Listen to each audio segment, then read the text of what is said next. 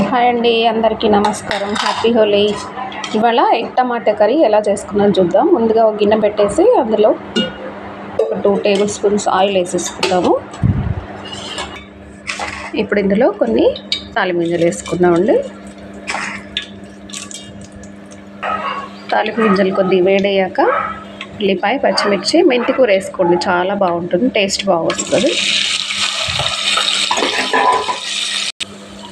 ఇప్పుడు ఇందులో కొంచెం పసుపు యాడ్ చేసుకుందాం.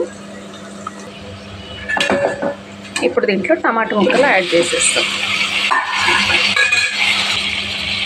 దీంట్లో తగినంత ఉప్పు, తగినంత కారం వేసి కలపకుండా మూత పెట్టేయాలి. ఇప్పుడు ఒకసారి మూత తీసి కలుపుదామండి.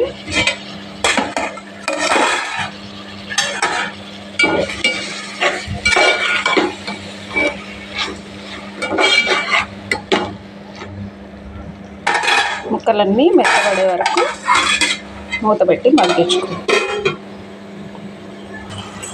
చూడండి, కర్రీ ఈ విధంగా వచ్చింది. ఇప్పుడు మనకు ఈ స్టేజ్లో ఎగ్స్ యాడ్ చేసుకోవాలి. నేను ఎగ్స్ ఏ విధంగా ఉన్నాయో ముందు బౌల్లో చెక్ చేసుకుంటానండి ఎప్పుడైనా కూడాను. ఇదిగోండి, ఈ విధంగా ఎల్లో గట్టిగా ఉంటే అప్పుడు ఇది కర్రీలోకి వేసుకోవాలి. ఈ విధంగా ఒక 4 ఎగ్స్ వేసుకుందాం. ఇలా చెక్ చేసుకోవడం వల్ల ఎగ్ పాడైందా లేదా అనేది చూసుకోవచ్చు.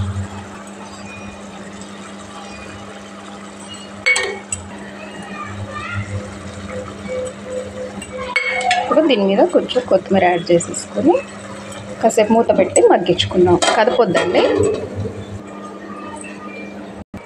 ఇప్పుడు ఒకసారి మూత తీసి చూద్దామండి.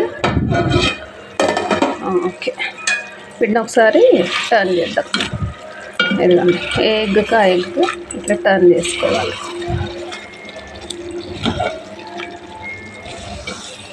ఒక 5 మినిట్స్ అయితే రెడీ అయిపోయింది.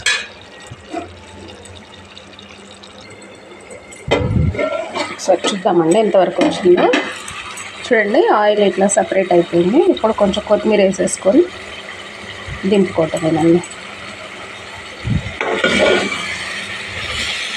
చూడండి, ఇట్లా ఎగ్కి ఎగ్ ఇట్లా ఉంటుంది. Simple and easy egg tomato curry, చాలా టేస్టీగా ఉంటుంది. ఆకాశం నీలటిదో అనురాగం నానాటిదే,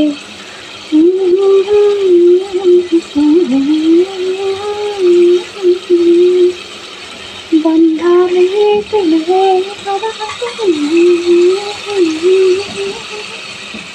బంధాలే స్వప్నాలే, ఆకాశం నాటిదో అనురాగం నాటిదే. నాకు సాంగ్స్ పాడడం అంటే ఇష్టం అండి. ఎలా పాడానో ఒకసారి చెప్పండి.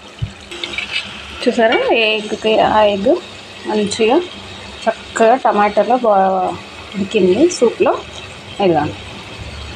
ఇది ఇప్పుడు స్టవ్ బంద్ చేసి ఆఫ్ చేసేసి వడ్డించుకోవటమే. అదిగోండి, simple and easy egg tomato curry.